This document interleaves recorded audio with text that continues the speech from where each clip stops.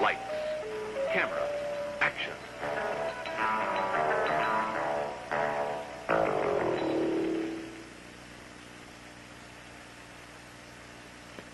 We're at Bristol International Dragway, a super drag strip nestled in the foothills of the Smoky Mountains in Tennessee.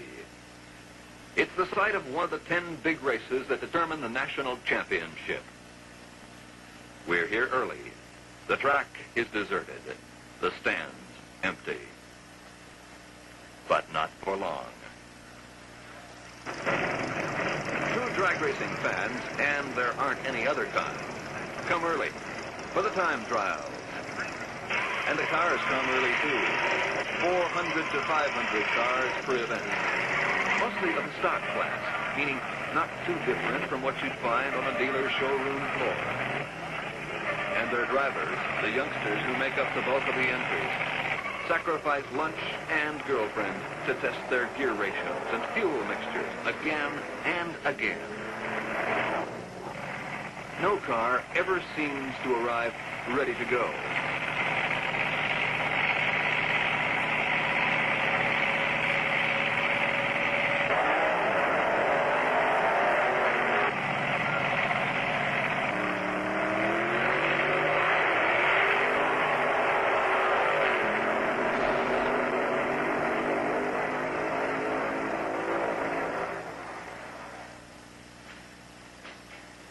The fans come from everywhere. Paid drag racing attendance is on the verge of topping 20 million persons a year. And that's a mark few other spectator sports come close to. 2 by 2. And 1 by 1. And family by family. The fans pour in, bringing their own, as you can see. It's going to be a long, hot, thirsty day. On the whole, it's a young man's sport. The average age of the spectators is just under 23 years. A recent survey showed that 40% of the crowd at the big national events were college educated. The survey also turned up 594 different occupational titles, from priests to professors, from physicians to baseball players.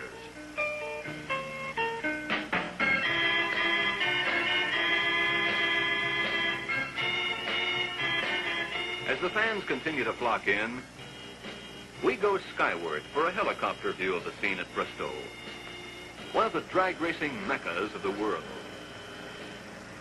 Looks like it's going to be a full house today.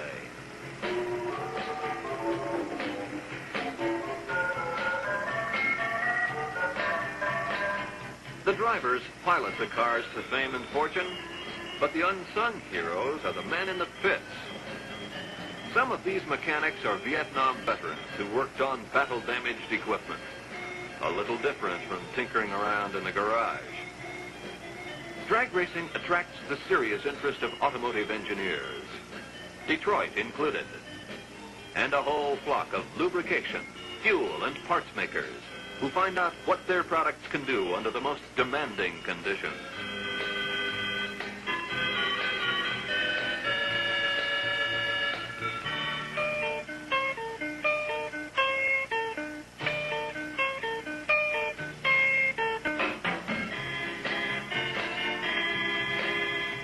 What's in it for the drivers? A top pro can clear $150,000 a year in a sport that used to offer no prize money at all. Just the thrill of it.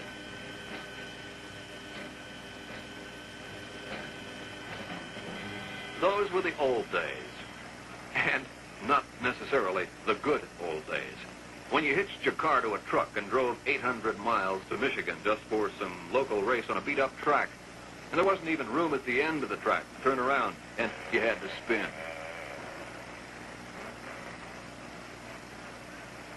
Things are a lot different now. The top drivers arrive in style. Their cars are delivered in trailers like thoroughbred horses. Champion fuel dragster Don Prudhomme knows his car from inside out. Has to. vehicles are worth $15,000 to $20,000 apiece. They get tender, loving care and very close safety inspections. Into the staging area they come, the famous drivers and the famous cars, carrying nicknames as familiar to drag racing fans as Johnny U and O.J. are to pro football fans. Names like Big Daddy Don Garlitz, Don the Snake Perdone, and his arch rival Tom Mongoose McEwen, and Dick Harrell, Mr. Everything, and the American Hot Rod Association Driver of the Year in 1969. Binoculars in the control tower keep a constant eye on things below.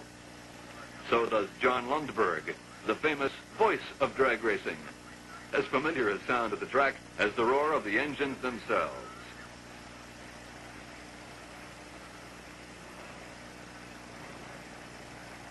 Taking a seat in the stands, we look down on the traditional pre-race parade of stars in review.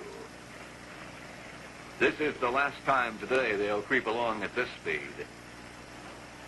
The automobiles aren't the only frames that catch the eye.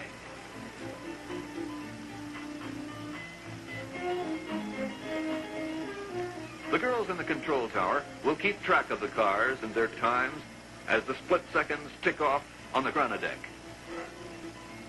No handheld stopwatch would be quick enough to measure these speeds, where 1/1000th of a second can mean winning or losing. No, that car hasn't flipped its lid. You can tell a funny car by its fiberglass body that flips up over the frame like the top of a cigarette box. As the cars are lined up, last-minute adjustments are made to flame suits. The drivers don their masks, helmets, goggles, and attach their seat and chest straps. The cars are started by outside power sources. They carry no radiators, so that once started, there can be no delay in making the run. One of the most crowd-pleasing effects at a drag race is the burnout. A mixture of rosin and bleach is poured in front of the rear wheels, the car is moved into the puddle, and full power applied to spin the wheels furiously. The results of this spectacular procedure assure clean, hot tires. Very often the ritual is repeated at the starting line, with an actual track of fresh, tacky rubber laid down to give the car a good gripping start.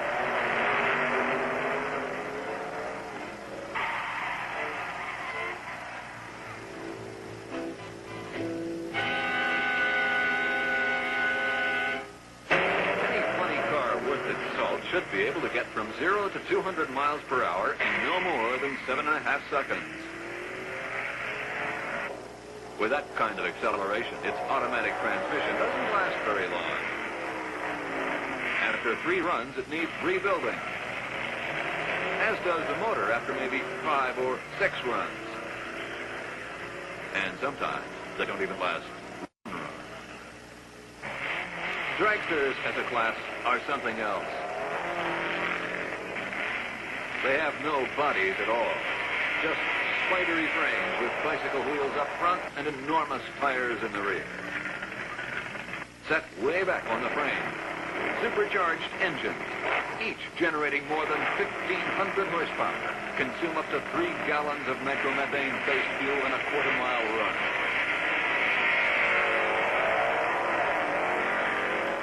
That fuel, incidentally, costs about $7 a gallon. So it doesn't pay to use your dragster for grocery shopping.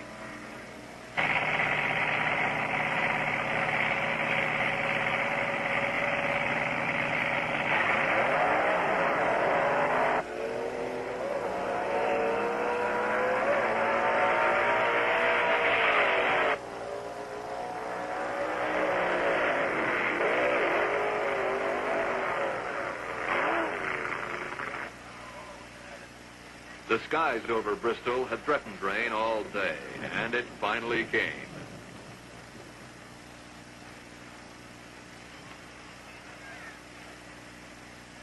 Some don't mind it a bit. Let's wait, though. Maybe it's just a shower. After an hour, out comes the sun, and the cars are uncovered for another try.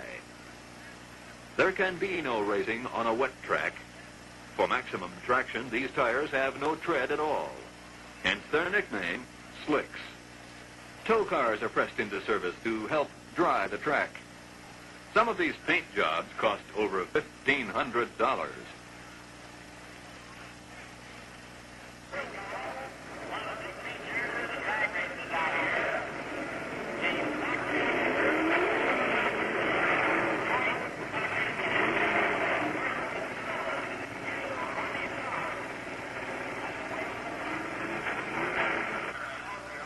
Would you care for a ride on a Cyclops?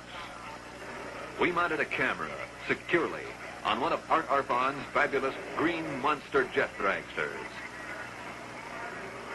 After Art finishes packing his chutes, which he does as carefully as a skydiver, we'll give you a feel of what it's like to cruise along on the jet car.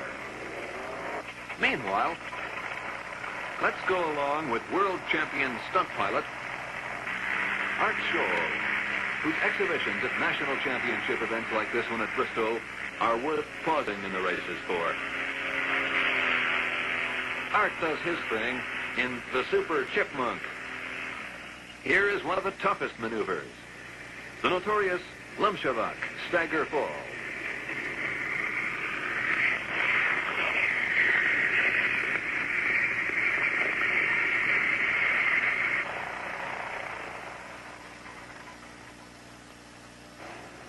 The Keisha Brothers Odyssey Turbonique dragster is capable of flying, too. All drag racers in competition have to wear flame-resistant clothing, but fuel dragster drivers wear asbestos aluminum suits and pure air masks to keep the nitro fumes from reaching their lungs.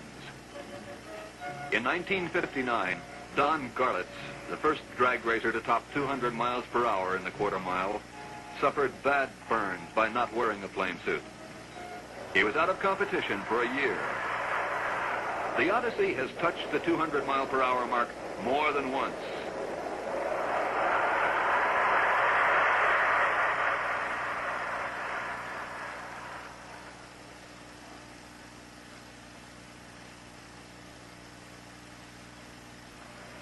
Only a few years ago, a mathematician figured out it was physically impossible for a drag car to cover a quarter mile in less than 7 seconds.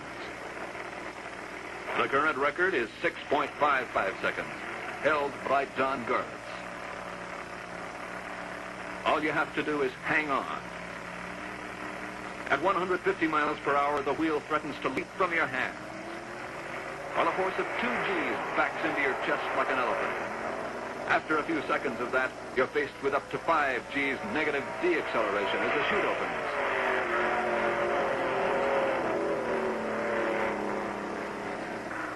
Where races are won or lost by 1,000th of a second, the start off the line is all important. There can be no red lighting, that is, no jumping the gun. The electronic starter lights take care of that. 2 times are important to the drivers. Elapsed time, measured from the beginning of the quarter mile to the end, and trap time, the last 132 feet of the run, which measures speed in miles per hour. Cars of different classes, and there are about 100 classes in which the vehicles of every imaginable kind can compete, are matched through the use of delayed starts. The timer on the track can control the Christmas tree light so that one car gets the go signal before the other. The driver watches the Christmas tree lights flicker down to green, and then, with a lightning reflex on the accelerator, the driver gets on it. The wheels bite. Coiled power lashes out to cover the length of the track. The sound of 1,500 horsepower amplified through 12-inch exhaust pipes is a physical blow.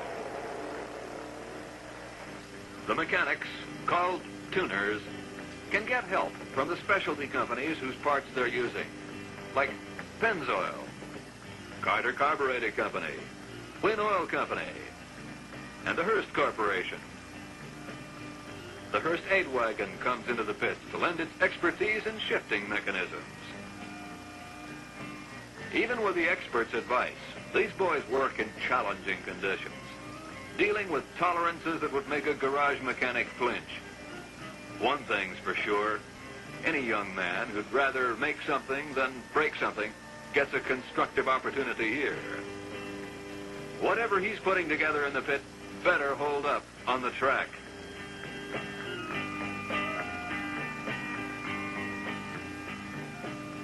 Besides being the American Hot Rod Association Driver of the Year in 1969, Dick Harrell is a top-notch mechanic who builds and services cars for other drivers. The relationship between the cars and the speed equipment industry is closer than peanut butter and jelly. And the cars proudly wear as many sponsors' decals as the luggage of a world traveler. Speed equipment sales were $500 million 3 years ago. Now they're over $1 billion. As we mentioned a bit earlier, sometimes those horses want to go in a direction all their own. Whoa there. Hold it. You're out of your lane. Automatic disqualification. Drifting can be dangerous for both drivers. One holds up, seeing his competition has gone astray. Any car capable of speeds up to 200 miles per hour must have a parachute. And a car that can do better than 200 must have two.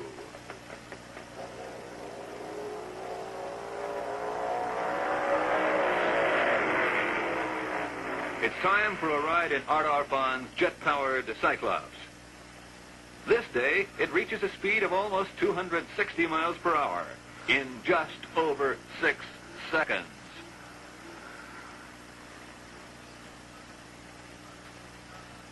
No wonder. That's an F-104 Starfighter engine with 17,500 horsepower.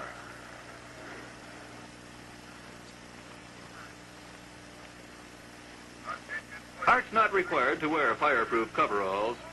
His fuel is kerosene.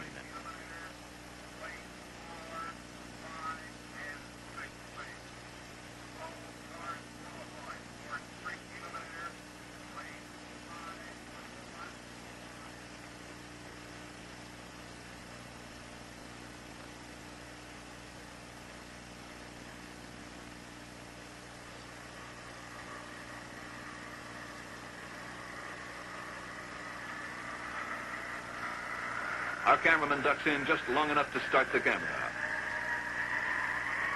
She rocks before she rolls. Art fires the afterburner right on the line. Pure thrust.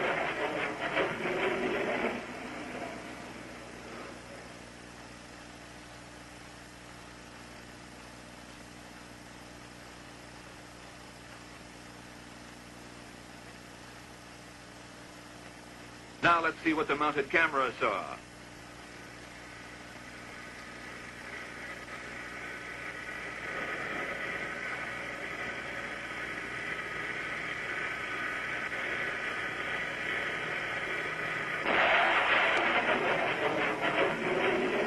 That was quick. In shooting this sequence, we used a new type of camera that slows the action down to 30 times slower than actual speed, giving you an idea of the terrific stresses placed on tires and car. Here it is, in ultra-slow motion. Look at that body flex.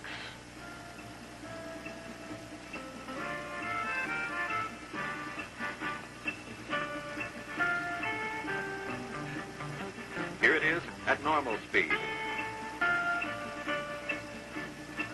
Looks like we're preparing the death-defying ride of E.J. Potter. 1,000 horsepower, nitro fuel guzzling 327 Chevy-powered motorcycle. Interesting note to you fans is that they are now going to conduct a procedure in the starting line known as a slick barbecue, wherein the motorcycle will be rocked up on a stand and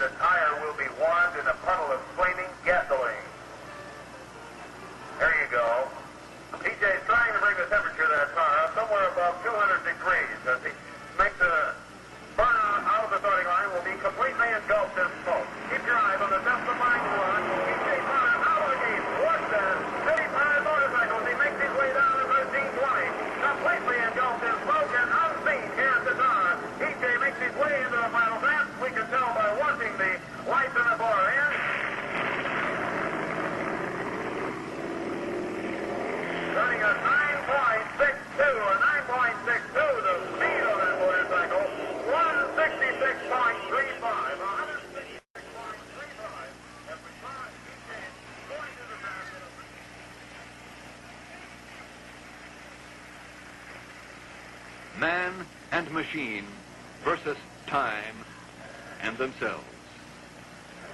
The art and the science. And the nerve to cover a quarter mile just as fast as your wheels can take you. That's drag racing. A sport that may be one of the newest, but is already one of the biggest. And if you wonder where it's going, well, chances are the kid next door, who's not even old enough yet to have a driver's license, has a model car kit that he's already converted to a drag racer, complete with supercharger and other high-performance items, right down to speed equipment suppliers' decals. Even the toddlers have their Hot Wheels sets. There are a lot of youngsters these days who dream of becoming drag stars, which means more than souped-up jalopies on a neighborhood street. Drag racing has come of age. In the spectrum of American sports, few match this spectacle for color and excitement. Drag racing? Well, it's anything but a drag.